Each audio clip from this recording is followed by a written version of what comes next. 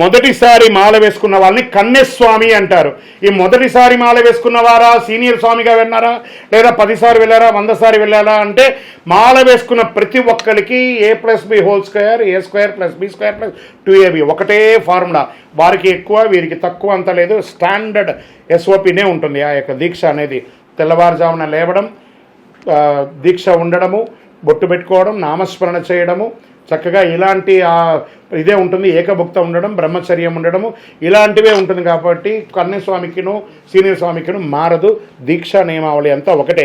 ఎలా ఉంటుంది ఆ దీక్షా నియమావళి? మాలధారణం నియమాల తోరణం జన్మ కారణం దుష్కర్మ వారణం శరణం శరణం శరణం శరణం అయ్యప్ప స్వామి శరణం అయ్యప్ప స్వామి శరణం. చన్నీటి స్నానం 4 4:30కు లేచి చన్నీటి స్నానం, చక్కగా నల్ల బట్టలు వేసుకోవడం, బొట్టు పెట్టుకోవడం, చక్కగా మీ మాలకు కూడా బొట్టు పెట్టడం, అక్కడ చక్కగా మీ యొక్క సన్నిధానంలో ఉన్నటువంటి ఆ స్వామి వారికి చక్కగా 108 అష్టోత్తరాలు చెప్పడము, గణపతి కుమారస్వామి అయ్యప్ప అష్టోత్తరం చెప్పడం, నమస్కార శ్లోకాలు చెప్పడం, అటుకులో బెల్లమో లేకపోతే అరటిపండులో కొబ్బరికాయ ఏదో నైవేద్యం పెట్టడం, దాన్ని ప్రసాదంగా తీసుకోవడం, ఏకభుక్త ఉండడం, ఉదయం స్కిప్ ఆఫ్ బ్రేక్ఫాస్ట్, ఆ యొక్క లోపల ఆకలి రావాలి, మధ్యాహ్నం భోంచేయాలి. ఇది వచ్చేసి ఆరోగ్యంగా ఉన్న వాళ్ళకి. ఏమండి, మనం ఇంతకుముందు క్రీస్తు పూర్వం క్రీస్తు తర్వాత అనేవాళ్ళం కదా, ఇప్పుడు కరోనా పూర్వం కరోనా తర్వాత అయిపోయాం. మీ డాక్టర్ ఎలా చెప్తారో ఆ డాక్టర్ ప్రకారం మీ మందులు ఎలా వాడాలో అలాంటివి కూడా చెప్పి మీరు మందులు వాడుకుంటూ ఆహార నియమాలు కూడా మీ డాక్టర్ చెప్పినట్టుగా చేసుకోవాలి.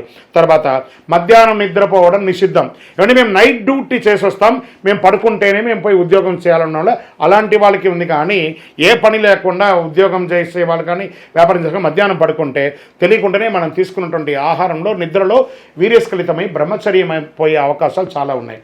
తర్వాత సాయంత్రం స్నానం చేయడం, మీ బట్టలు మీరే పిండేసుకోవడం, చక్కగా మళ్ళీ ఆల్టర్నేటివ్ బట్టలు వేసుకోవడం, మళ్ళీ ఉదయం ఎలా పూజ చేసామో సాయంత్రం కూడా అలాగే పూజ చేయడం, అల్పాహారం తీసుకోవడం, పండ్లు ఫలాలు తీసుకోవడం, చెప్పులు లేకుండా నడవడం, భూశయనం భూమి మీద పడుకోవడం, పిలిచే ప్రతి ఒక్కరిని కూడా స్వామి అనే ఒక పేరుతో పిలవాలి.